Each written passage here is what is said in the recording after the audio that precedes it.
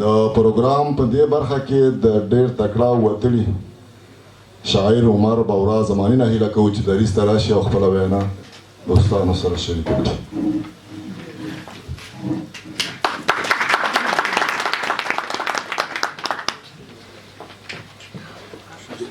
د لوی سپېڅلي څخه تعالی په سپېڅلي نامو په لومړي کې انجینر صاحب زلمي ته دغه کتاب د لیکلو نه چې د پاروخات وزیر محمد خان مومن باندې لیکل شوی دی ډېره مبارکي ورته او قلم دې برکت وي. ما غوښتل زه خبرې وکړم خو پوهان صاحب هغه د ارواحات مومن بابا په کوم ادبیات او کوم دغه طرف چې هغه هغې وکړو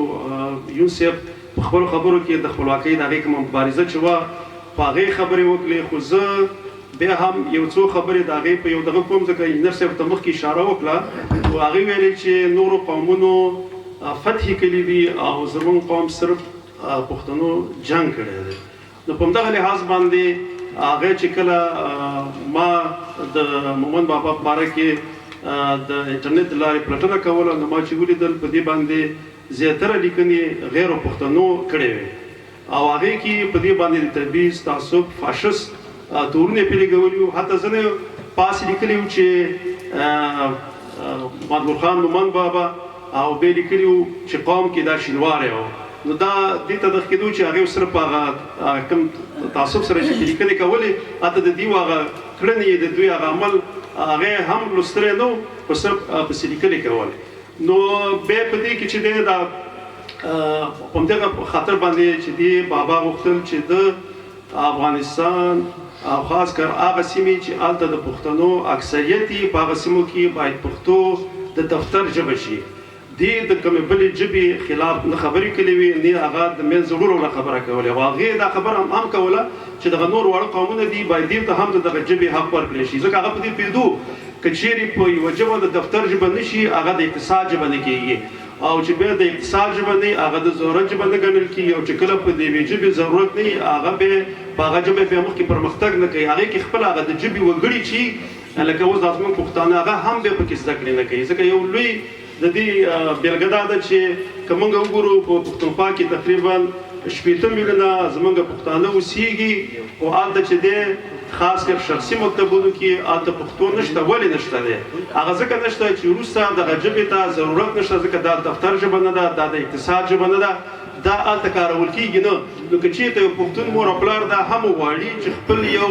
ماشوم د پښتو ښوونځي ته ولېږي او 14 کاله زده کړې وکړي وروسته بیا په هغې کې کار نه وي نو هېڅکله به یو د ماشوم مور او پلار دا فیصله ونه کړي چې خپل زوی داسې یو ښوونځي ته ولېږي چې هلته په پښتو باندې هغه بیا داسې یو ښوونځي ته لېږي چې هلته پښتو هغه د کار ژبه چې وروسته په دفتر کې استعمالېږي هغې ته بیا لېږي چې اقتصاد ورسره تړلی ځکه چې موږ په دې پوهېږو لکه ځکه دا ډېر اروپایي پوهان دا لیکي چې د انسان د ضرورت لپاره کالي ډوډۍ روغتیا او دغه شیونه چې دي دا ورته ډېر اړین دي نو د دغې لپاره کار ضرورت دی او اقتصاد دی او د اقتصاد لپاره په نړۍ کې دا ټول جنګونه چې دي دا هم د اقتصاد لپاره کېږي. نو دې په خاطر باندې زه دې یو دغه که موږ وګورو که محمود غزنوي نه راواخله تر د احمدشاه بابا پورې په منځ کې مغولو مو د هند لوی وچې ژبه چې وه دا فارسي ژبه وه. ولې وه ځکه چې دوی ته ترکانو هم کار کړی زموږ پښتنو پاچاهانو خاص کر لودینو سوریانو د هم د هغه وخت دفتر ژبه چې وه هغه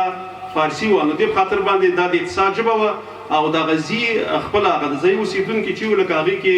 دغه هندوان چې وو یا نور قومونه وو هغه مجبوره وو ځکه دا فارسي به یې دې لپاره زده کوله چې وروسته دې سره کار تړلی و خو مګر وروسته چې کله انګریزان چې کله راغله هغوی فارسي ژبه د دفتر نه ویستله خو دا دې په خاطر چې بیا فارسي ژبه د اوسېدونکو ژبه نه وه نو هغه د فارسي ژبه چې ده دغه د بریصغیر د لوی وچې نه ورکه شوله او د هغې ځای باندې هغه ځای چې دی انګلیسي یا انګریزي ژبه ونیو نو هغه انګریزي ژبې ځکه ونیو چې دا ژبه دوی د اقتصاد ژبه کړې وه چې کله د اقتصاد ژبه شوله دغه ځای اوسېدونکو خپله دا ژبه زده کړه دې په خاطر باندې اوس دغه انګریزانو کلتور او ژبه هلته پاتې ده. همداسې که موږ وګورو چې کله روسانو دغه منځني اسیایي ځینې هېوادونه ولکه ترکمنستان ازبکستان دا ټول هېوادونه چې نیولي وو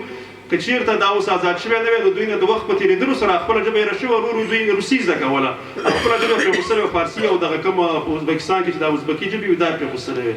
دوی هم خپله ژبه روسي کړې وه ورو ورو. نو هغه هېوادونه لکه چې کوم یو نور هیوادونه به نیول او هغه به قبضه کول هغه قوم به کامیاب شوی دی چې خپل ژبه خپل کلتور ځان سره وړی دی مګر هر هغه قوم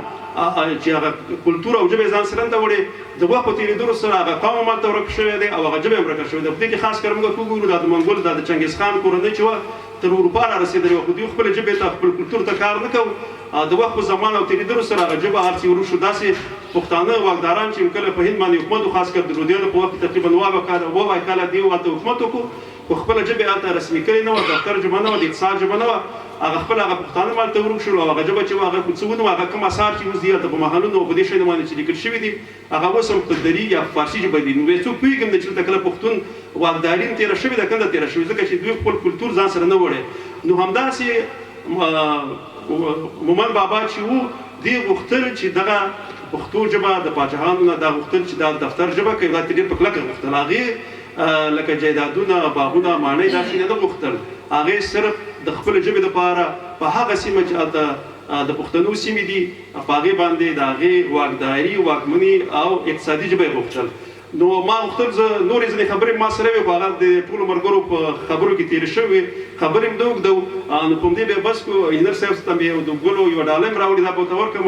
نو ستاسو ټولو څخه یوه نړۍ مننه